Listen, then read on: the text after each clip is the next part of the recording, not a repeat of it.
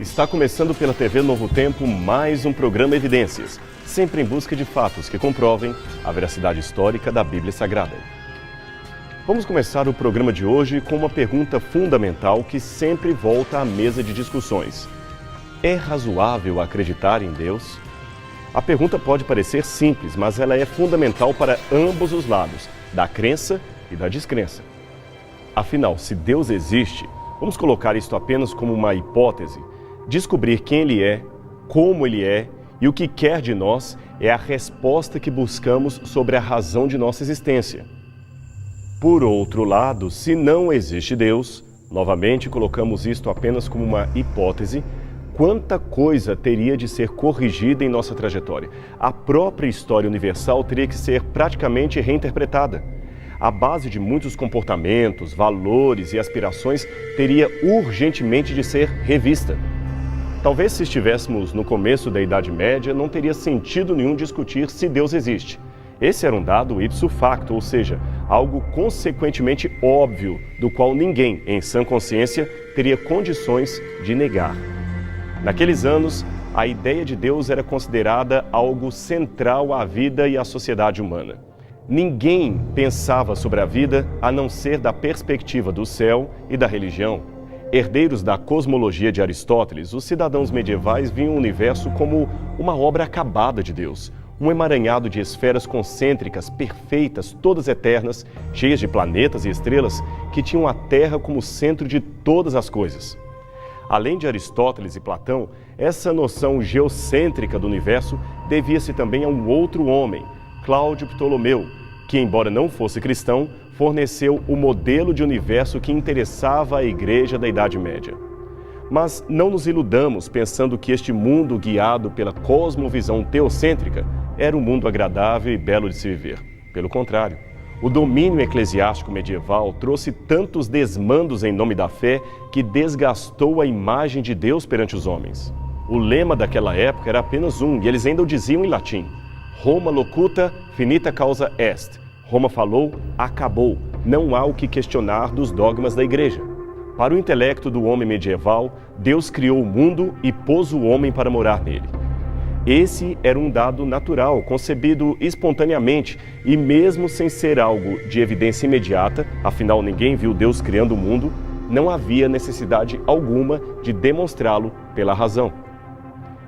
A bem da verdade, embora a maioria dos historiadores caracterizem esse período chamando-o de teocêntrico, podemos questionar se o melhor não seria chamá-lo de eclesiocêntrico, pois, na verdade, quase não havia uma compreensão de Deus real a não ser aquela mediada pela Igreja. E esta compreensão que a Igreja dava de Deus, como já mencionamos, não era a melhor que se podia delinear. Aos pobres era ensinado que se contentassem com a miséria, pois esta era a vontade de Deus para a sua vida. Já os ricos eram ricos porque gozavam de bênçãos celestiais. As tragédias como as pestes, embora viessem do diabo, não deixavam de ser um castigo de autoria divina. Enquanto os religiosos, clérigos e nobres ficavam se banqueteando nos seus castelos, o povo passava fome, pois não tinham nem farinha para fazer ou assar um pedaço de pão. Contudo, estranhamente, ninguém ousava enfrentar a hierarquia dos feudos, da igreja e da monarquia. A maioria dos cidadãos vivia à margem de qualquer direito civil, mas o medo de ir para o inferno inibia qualquer questionamento ao sistema e aos dogmas da religião. O exagero e as injustiças em nome de Deus eram tão grandes que até mesmo fiéis seguidores da igreja às vezes não aguentavam ficar calados e denunciavam com fúria a atrocidade que testemunhavam. Um exemplo disso está no desabafo de São Francisco de Assis em relação às cruzadas religiosas, das quais você certamente ouviu falar. Com o suposto objetivo de libertar Jerusalém das mãos dos muçulmanos, legiões de homens foram enviados para a batalha no Oriente Médio. Alguns poucos eram nobres, mas a maioria era do povo comum, o mesmo povo faminto que estava acostumado a comer ratos. Agora veja o contraditório. As cruzadas diziam ter por objetivo criar um caminho seguro para os cristãos visitarem a Terra Santa. Contudo, o historiador italiano Francesco Gabrielli reuniu testemunhos de vários cronistas medievais, mostrando que até depois da metade do século XII, os cristãos podiam visitar livremente a Palestina e todos os lugares santos do cristianismo. Não havia, portanto, razão para esta guerra santa promovida pelos reis e pela igreja. Os motivos, na verdade, eram outros. Eles queriam esvaziar os feudos e conquistar novos territórios, além, é claro, de ocupar a mente dos pobres para evitar uma possível revolução contra a igreja, contra a nobreza e, novamente, contra a monarquia. Assim, em 1095, o Papa Urbano apelou aos cristãos para que formassem um exército e marchassem para a Terra Santa. Os soberanos, como era de se esperar, não fizeram parte dessa primeira cruzada, mas as classes mais baixas da sociedade responderam com muita alegria.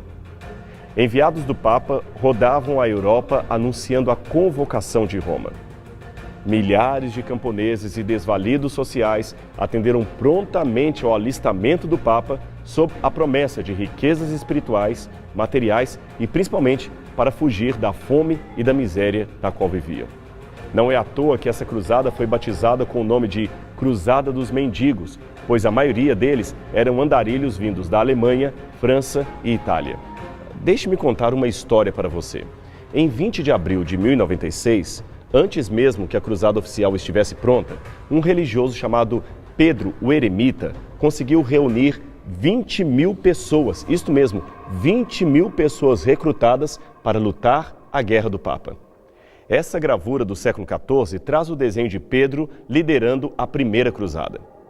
Partindo da colônia, ele ia à frente do exército com um crucifixo e rezas fazendo homilias religiosas. Mas, como nenhum de seus seguidores tinha dinheiro ou provisões, a solução que ele encontrou foi realizar pilhagens pelos lugares aonde eles passavam. Dezenas de castelos foram então invadidos e destruídos. Só na cidade húngara de Zemun, eles mataram 4.000 homens, saquearam celeiros e violaram as mulheres. Porém, algum tempo depois, eles foram massacrados pelo exército turco e pouquíssimos sobreviveram.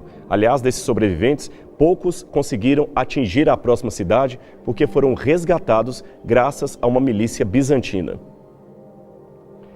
Essa cruzada foi só um exemplo das barbáries que se cometia supostamente em nome de Deus, mas nenhuma foi tão desastrosa e cruel quanto a Cruzada das Crianças, ocorrida na época do Papa Inocêncio III. Liderados por um profeta mirim, uma espécie de vidente de 12 anos chamado Estevão, meninos e meninas, juvenis e pré-adolescentes foram mandados para a guerra. Pregadores mais velhos diziam que por serem inocentes, Deus os preservaria da morte. Mas não foi bem isso que aconteceu. Dos 20.000 soldados mirins recrutados, menos de 1/3 sobreviveu aos primeiros assaltos. E no final de tudo, apenas uns poucos debandados regressaram para casa. E não sabemos se o próprio Estevão estaria entre eles. Foi por causa de exemplos como estes que São Francisco, que mencionamos anteriormente, escreveu a sua opinião a respeito das cruzadas enviadas da Europa para a Terra Santa. Veja o que escreveu o próprio São Francisco de Assis. Vim à Terra Santa para converter os infiéis, mas descobri que os que precisam de fé e noção de piedade não são soldados muçulmanos, e sim os guerreiros de Cristo. Acima deles, os bispos que os enviam para esse massacre. Puxa, devemos convir que são palavras fortes, não é mesmo? Ainda mais escritas por um santo da Igreja. A partir, porém, do Renascimento, isto é, dos séculos XV e XVI, uma série de acontecimentos começou a quebrar esse monopólio monárquico e eclesiástico sobre os cidadãos da Idade Média. A visão teocêntrica ou eclesiocêntrica da realidade começa a dar lugar a uma visão centrada no homem. Os descobrimentos astronômicos de Nicolau Copérnico e Johann Kepler derrubaram a teoria geocêntrica do universo.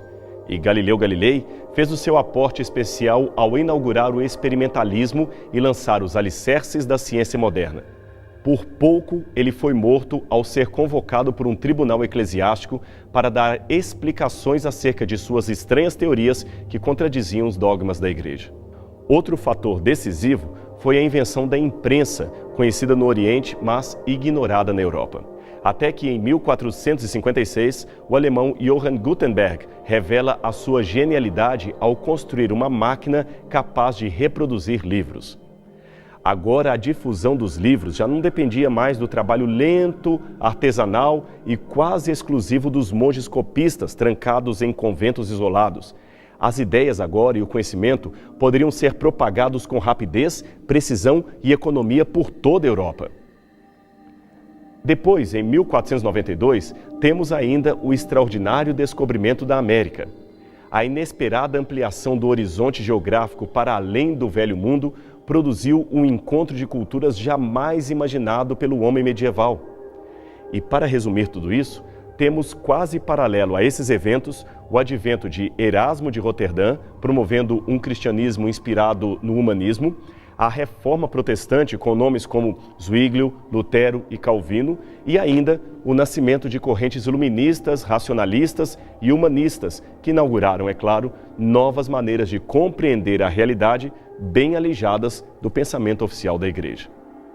Essa confluência de fatores originou o que os historiadores chamam de giro antropológico, ou seja, a humanidade tira Deus do centro e assume pretensamente o controle da história.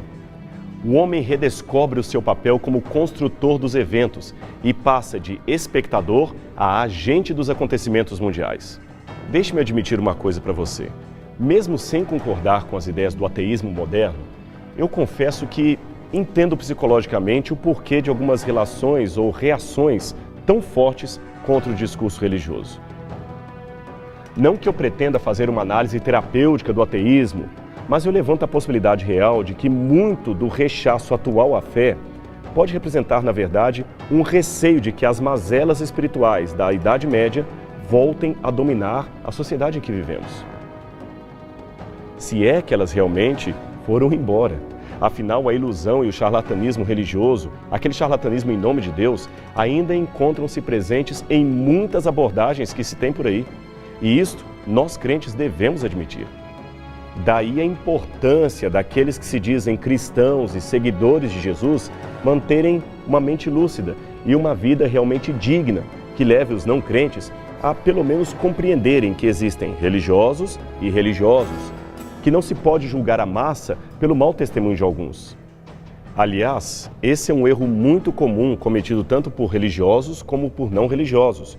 No caso dos religiosos, pensarem que todos os ateus são iguais, ou dos ateus pensarem que todos os que se dizem cristãos também são iguais. Não é bem assim. Se assim cometemos, corre-se o risco de desastrosamente tomar a parte pelo todo. E mais um detalhe, a sua vida pode ser a principal ou a pior propaganda contra ou a favor de Deus. Agora, é lógico que existem alguns céticos teimosos que, por razões pessoais, insistirão em negar as evidências, ainda que estejam latentes diante de si. Mas se isso acontecer, que não seja por causa do mau comportamento de alguém que orgulhosamente se diz religioso, mas não vive como um religioso. Existe um grande perigo para aquele que crê, e é o fato de não possuir uma cultura religiosa equivalente ao seu próprio conhecimento secular. Deixe-me explicar isso melhor para você. Existem cristãos que conhecem muito de cinema, esporte, trivialidades, mas não sabem quase nada da fé que professam seguir. Alguns podem até ser cultos em matérias diversas da religião ou até possuir títulos acadêmicos, mas são quase indoutos, para não dizer completamente ignorantes, quando o assunto é Bíblia Sagrada. Não estudam a palavra de Deus, não pregam aquilo que aprendem na igreja, não se aprofundam na doutrina. Logo, sua vida religiosa se resume à participação passiva de uma liturgia semanal que provavelmente nem lhes toca mais o espírito. Nesse caso, existe ainda o grave risco do crente cair no fideísmo, que é a fé cega destituída de evidências ou de razões plausíveis que a sustentem. Por falta de uma reflexão honesta e de um contato com Deus e sua palavra, este crente poderá estar à mercê de abandonar a sua convicção religiosa. Basta ele enfrentar uma provação para a qual não estava preparado, ou um questionamento, ou até mesmo uma tentação, e ele então poderá caminhar de uma vida piedosa a um distanciamento cada vez maior de Deus, até chegar, por que não, aos limites do ateísmo. Afinal, isto pode ocorrer à medida em que o membro de uma religião não evidencia mais a utilidade de sua fé em Deus em meio à cultura ao qual ele vive, e também quando ele tem essa fé completamente desligada da vida real e dos episódios concretos que ocorrem em seu redor. Deixe-me contar uma história para você.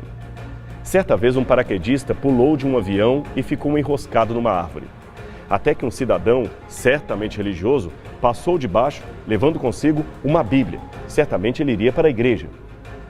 O paraquedista, então, sem perder tempo, pediu ajuda ao religioso. Então disse: "Senhor, por favor, ajude-me." O religioso, olhando para cima, falou: "Ah, o senhor é um paraquedista."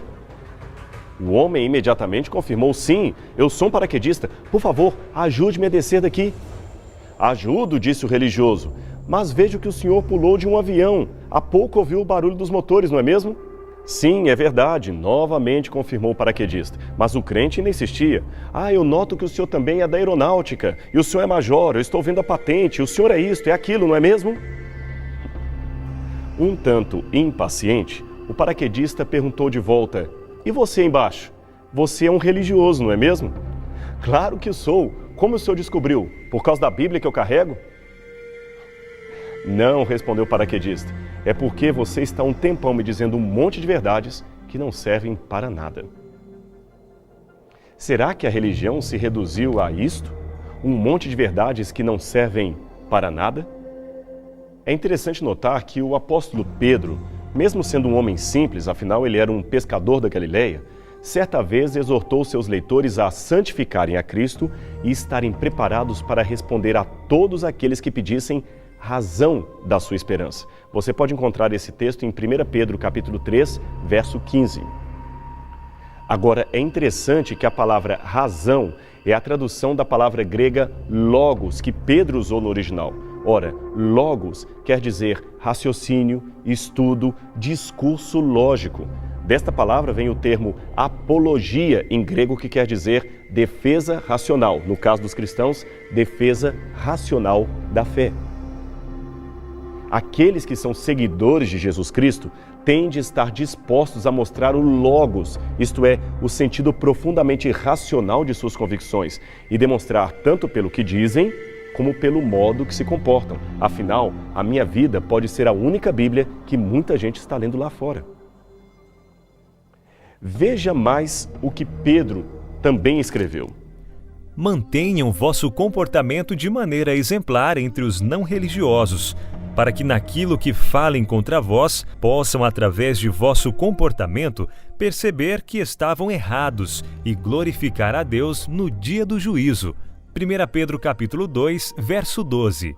Além de Pedro, Paulo também escreveu uma coisa interessante aos cristãos de Roma. Ele colocou nesses termos: Rogo-vos, pois, irmãos, pelas misericórdias de Deus, que apresentais os vossos corpos por sacrifício vivo, santo e agradável a Deus, que é o vosso culto racional. Romanos capítulo 12, verso 1. Infelizmente, até alguns cristãos cultos do passado cometeram o erro de achar que fé e razão eram coisas inconciliáveis e que uma não estaria de maneira nenhuma conectada à outra. O teólogo e filósofo dinamarquês Søren Kierkegaard, por exemplo, escreveu no século XIX que aquele que crê deve estar disposto a fechar a boca para a razão. É claro que esta frase tem um contexto no qual ele criticava o sistema hegeliano de seu tempo, que priorizava o pensamento abstrato em detrimento à realidade humana, aquela realidade concreta, que envolveria, claro, as escolhas e o compromisso pessoal. Não obstante, muitos seguiram a sua proposta, julgando que a fé não necessitava de razões que a fundamentassem. Maurice Clavel, por exemplo, foi um famoso filósofo francês que nos anos 70 escreveu uma obra, C'est que je crois, em que eu creio, na qual ele afirmou que o que importa é a fé e nada mais. A fé não pode ser simplesmente declarada, ela tem de ser demonstrada, por isso ela demanda a inteligência, que aliás é um dom dado por Deus. É claro, isto não significa que teremos de demonstrar todas as afirmações da fé ou temos a resposta para todas as perguntas. Há muitos pontos que ainda não alcançamos uma compreensão plena daquilo que cremos, mas é justamente a sensatez daquilo que podemos compreender que gera confiança naquilo que ainda não entendemos. Deixe-me ilustrar isso para você. Eu não sou formado em medicina, logo eu não compreendo tudo o que o médico me pede. Eu não sei decifrar a linguagem dos exames laboratoriais, nem explicar cada procedimento durante um tratamento médico. Contudo, a competência do especialista em saúde, que testemunhei antes de entrar no consultório, somada àquilo que posso conhecer do trabalho de médicos e especialistas, me dá a convicção de ser sedado por ele, colocado numa mesa de cirurgia, onde a minha vida estará em suas mãos. Isto, de certa forma, é fé. Aquilo que eu não entendo, eu fico tranquilo com base naquilo que eu pude compreender. Agora, imagine permitir o mesmo procedimento médico a alguém que não é formado em medicina. Deixar, por exemplo, que um leigo qualquer abra o seu corpo com bisturi e opere. Isto seria um fideísmo, ou seja, uma crença cega, uma fé que não demanda credenciais prévias, nem evidências de que o suposto cirurgião sabe o que está fazendo. Portanto, não podemos confundir uma coisa com a outra. Ora, as grandes questões relativas à existência de Deus, à criação do universo e à existência da vida podem estar além dos limites da ciência naturalista. Mas isto não significa que haja um desvínculo absoluto entre elas, como aliás disse Paulo na carta aos Romanos. O que de Deus se pode conhecer é manifesto entre os homens, porque o próprio Deus lhes manifestou. Através de quê? Por meio das coisas criadas, que me permitem reconhecer o eterno poder do Criador, bem como os seus atributos e até a sua própria divindade. Portanto, se eu posso resumir esse programa num único conceito, eu lhe diria que conhecer a Deus de maneira experimental, lógica e fiel é ganhar a vida eterna.